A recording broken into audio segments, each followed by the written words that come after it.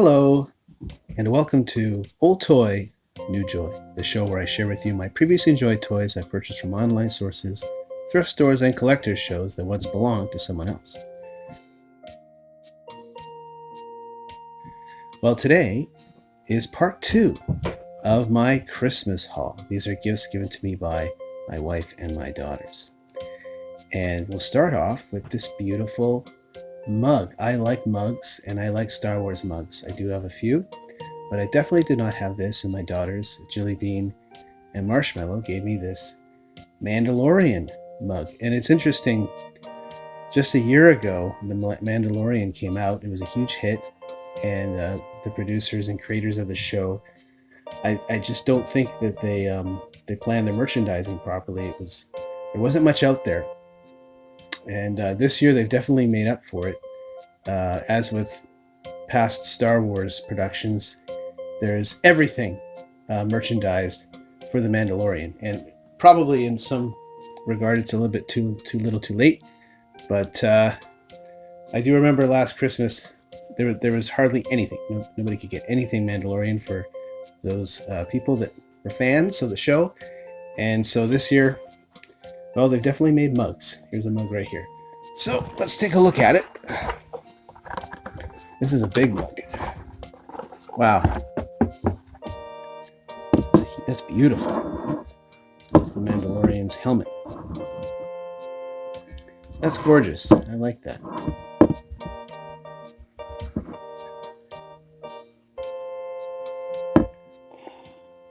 Paladone.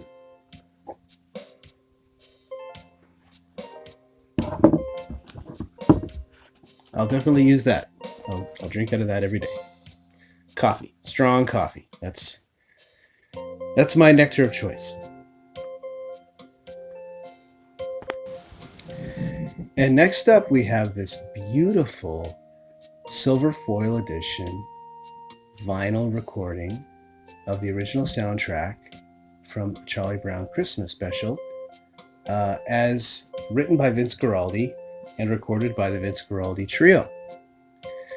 And I'm a huge fan of this Christmas special. I need to see it or hear it at least once for me to get into the mood each year for Christmas. And I'm a jazz trumpeter myself, jazz musician, and so I really enjoy Vince Guaraldi and his playing anyways. But I do like the music that he did for some of the Peanuts specials over the years. The Christmas special, of course, the New Year's special, Halloween special, Thanksgiving, 60s all the way up into the early 70s. And I am a fan of vinyl. There's the songs there. And I do have a vinyl collection, and I may very well dedicate an episode of Old Toy New Joy to some of the vinyl records I've collected over the years. Some through eBay, some from local record stores and stores downtown. A few actually from thrift stores as well, believe it or not. Sometimes you do find good jazz in thrift stores. Not too often for me, but every once in a while. So there you go. Very nice. I can't play it for you because I don't have permission to play licensed music, but you can check it out yourself for sure. And next up are a couple of baseball cards that my wife got me, starting with this gorgeous 1951 Bowman Luke Easter. And Luke didn't have too many mainline cards, but he was one of those few players that had a Bowman and a Topps for each year that he had cards produced. So here's his 51 Bowman, which is his rookie card. Here's his 51 Topps. Here's his 52 Bowman. Here's his 52 Topps. Love this card. I do not have his 53 Bowman. That's the one card I still need to get. But here's his 53 Topps. Here's his 54 Bowman. And his 54 Topps. And then he was done, went back to the minors, And as far as other cards, I know there's a 58 Lucas Oil for when he played for Buffalo that I need to get. And some other things probably that I'm not even aware of. But let's take a closer look at his rookie card. Love this card. Gorgeous card. I know it's not centered. That's okay. So let's take a look here. First baseman for the Cleveland Indians. It says here he was born in 1921. He lied about his age. I think he was born around 1915. He's one of those guys that had to lie about their age, so they had a chance at the majors. But he had already been playing for a long time.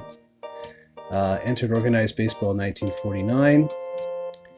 Began the season with San Diego of the Pacific Coast League. We talked about that before in another episode.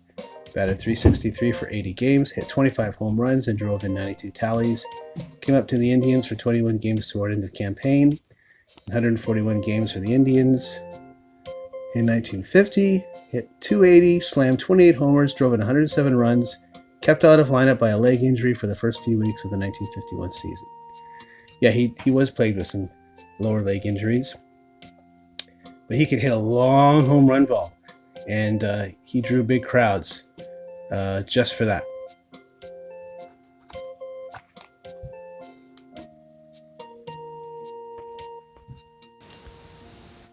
And next up is this beautiful 1953 Johnson Cookies George Crow.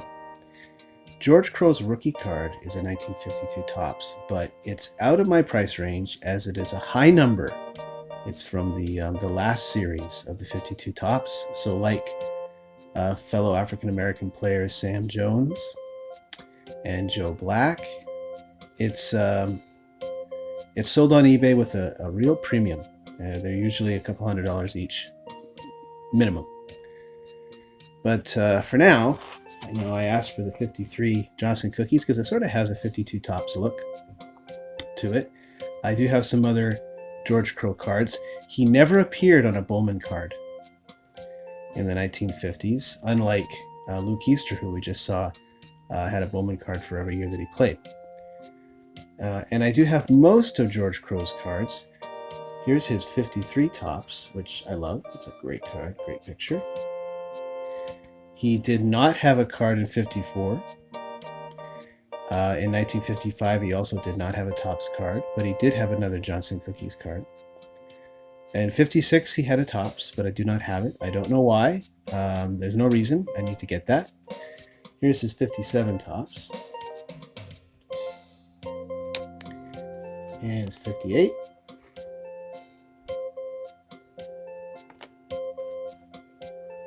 Here's his 59 Topps. And his 1960.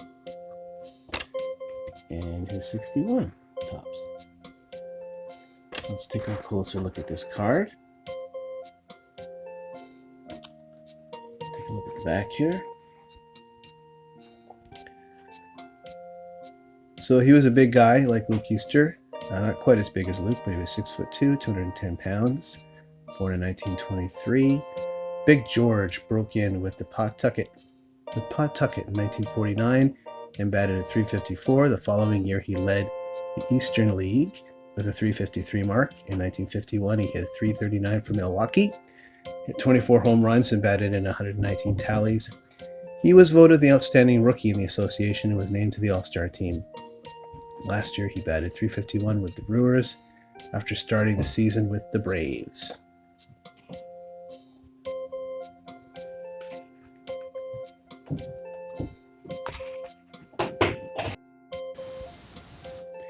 And we'll end off this show with this nice pack of Christmas socks, which has been a tradition over the last several years. My wife and I always buy each other Christmas socks to get into the spirit.